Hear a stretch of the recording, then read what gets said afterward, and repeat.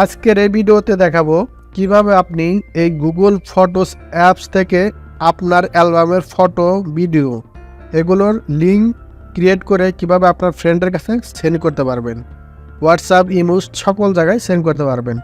তো আজকের এই ভিডিওটি যারা শিখতে চান কাজ অবশ্যই মন দিয়ে দেখবেন, পুরো ভিডিওটা দেখবেন, একটু স্কিপ করবেন না। তো চলুন শুরু করা যাক। তো সর্বপ্রথম আমাদের এই গুগল ফটোস অ্যাপসটিতে প্রবেশ করব। তো আমরা প্রবেশ করলাম। প্রবেশ করার পরে যদি এভাবে আপনার আপডেট লেখা আসে অবশ্যই আপনি আপডেট করে নেবেন। আর আপডেট করলে কিন্তু অনেক ফিচার্স নতুন নতুন পাওয়া যায়। আর অনেকেই অনেক ফিচার্স পান না, আমাকে কমেন্ট করেন। যদি আপডেট করা লাগে আপনারা অবশ্যই আপডেট করে নেবেন। তো এখন দেখা যাক, আমরা আমাদের গ্যালারিতে যাব। যাওয়ার পর আমরা কিছু ফটো, ভিডিও আমরা শেয়ার করব, যেটি লিঙ্ক শেয়ার করব, ঠিক আছে। তো এর জন্য আমরা কি করব, আমার গ্যালারিতে আসলাম। আসার পরে আমি কী করবো, এবার চাপ দিয়ে ধরবো।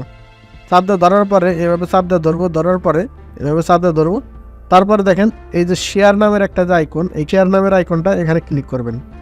ক্লিক করার পরে এখান থেকে দেখেন অনেক কিছু শো করবে, এবার শো করবে। তো এভাবে সরাসরি না ফাটে যদি আপনি লিঙ্কটা ক্রিয়েট করেন, এই লিঙ্কটা আপনি এখান থেকে নেবেন। যে কোনো জায়গায় যদি আপনার লিঙ্কটার প্রয়োজন হয় তো এখান থেকে ক্রিয়েট লিঙ্ক এখানে ক্লিক করবেন। ক্লিক করার পরে একটু সময় নেবে, ঠিক আছে। দেখেন 3টা ছবির লিঙ্ক কিন্তু ক্রিয়েট হইতেছে, একটু সময় নেবে।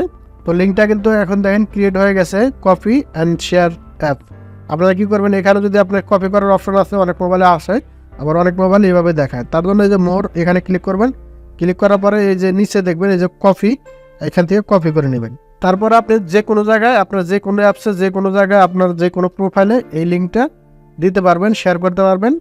তারা কিন্তু ফটোগুলো অনেক সুন্দরভাবে দেখতে পাবে, কোয়ালিটি ফুল। আশা করি বিষয়টা বুঝতে পারছেন। আর বেশি বড় করলাম না ভিডিও। সবাই ভালো থাকবেন। আল্লাহ হাফেজ।